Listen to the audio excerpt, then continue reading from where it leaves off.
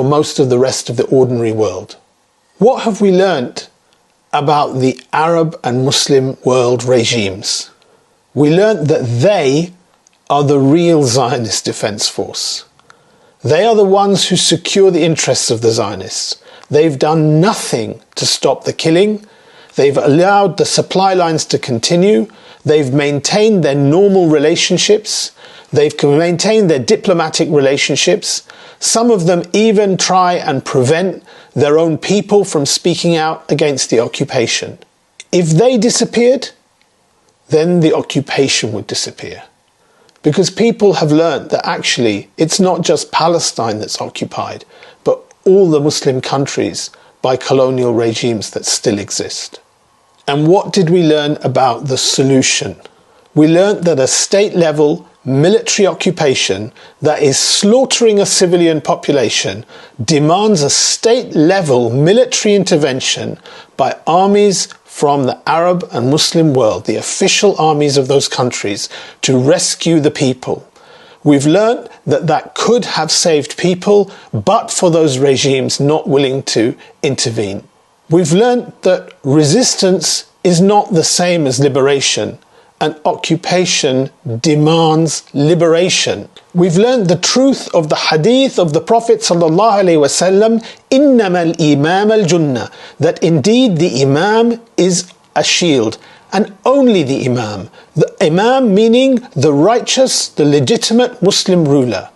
Because the absence of that ruler means that the many resources in the Muslim world have not been released and mobilized to help the people of Gaza, Palestine, Lebanon and beyond. We've learnt that only when we have the restoration of the Khilafah in the Muslim world and the unifying of the resources of the Muslims and a sincere leadership can we expect that the liberation of Palestine should happen, and the defense of the people, the rescuing of the mustad'afin, the weak, the oppressed, the Muslim children, the women, the men who have no one to defend them at the moment.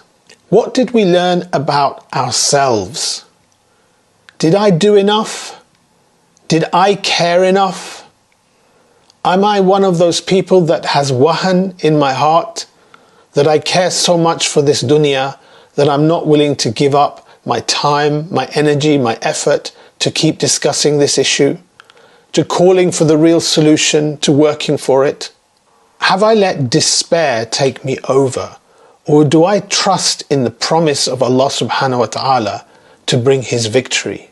Do I realize that if all we ever do is just shout and make noise, or accept a change of face in government in the Muslim world, we aren't going to get a radical change, meaning a change where an Islamic system is there to unify the Muslims and unify our resources and deal with the many problems of occupation and misery and oppression in the Muslim world, most importantly, liberating the land of Al-Masjid Al-Aqsa.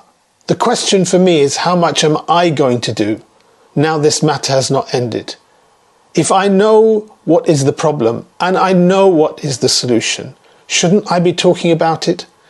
Isn't the reality that Islam ruling over the region was the only time in history when Muslim, Jew and Christian could live side by side with peace and security and justice?